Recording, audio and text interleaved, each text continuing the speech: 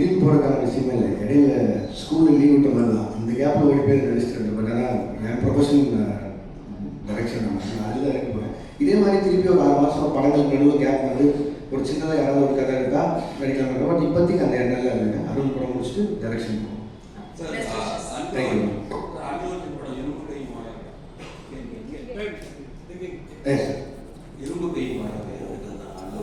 இல்லை சார், அது வந்து இப்போ தான் அனௌன்ஸே பண்ணியிருக்காங்க சார் அந்த படத்தை பற்றி. ரெண்டாவது அவங்க ப்ரொடியூசர் சார்பாக அவங்க சைட்லேருந்து வர அனௌன்ஸ்மெண்ட் வர நினைக்கிறேன். இப்போதைக்கு ஒரு படம் பண்ணுறோம் சார். லோகேஷ் சார்.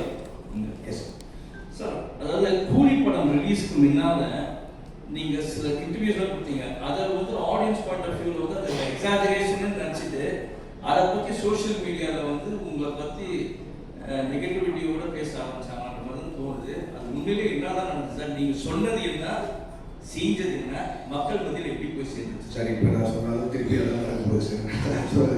நான் வந்து ஒரு படத்தோட கலெக்ஷனை பேஸ் பண்ணி ஒரு படம் பண்ண முடியாதுங்கிறது அது என்னோட ஐடியா இல்லை. சரி, நான் 1000 கோடி சம்பாதிச்சு காட்டணும்னு ஒரு படம் எழுதவே முடியாது. நான் அதான் முன்னாடி சொல்கிறேன். பட் ஆனால் என்னென்னா நம்ம டெக்னீஷியன்ஸும் நம்ம கூட இருக்கவங்க யாரும் எவ்வளோ சொன்னாலும் அவங்க அந்த படத்து மேலே எக்ஸைட்மெண்ட், ரஜினி சார் மேலே இந்த எக்ஸைட்மெண்ட், அவ்வளோ ஸ்டார்ஸை பார்த்த எக்ஸைட்மெண்ட்டில் இந்த 1000 கோடிங்கிற பிரச்சனையை ஆரம்பிச்சிருவாங்க ஸ்டார்டிங்லேருந்து. இப்போ அதனால் 500 கோடி சம்பாதிச்ச படம் கூட இப்போ வந்து நம்ம பதில் சொல்கிறது ஆயிடுச்சு. கிரிட்டிசிசம் அதெல்லாம் வைக்கலாம். பட் ஆனால் கொடுத்த இன்டர்வியூஸ்மே சரி, நான் ரொம்ப ஸ்ட்ரெஸ் பண்ணியே சொல்லிட்டு இருந்தேன். இது மாதிரி 1000 கோடிங்கிறத ப்ரெஷரைஸ் பண்ண வேணாம், அந்த அப்படி ஒரு படமாக எக்ஸ்பெக்ட் பண்ணாதீங்க. ஒரு commercial film Rajini sir enjoy பண்ணுற மாதிரி ஒரு படம் இருக்கும் தான் நான் முன்னாடி எல்லா இன்டர்வியூவும் சொன்னேன்.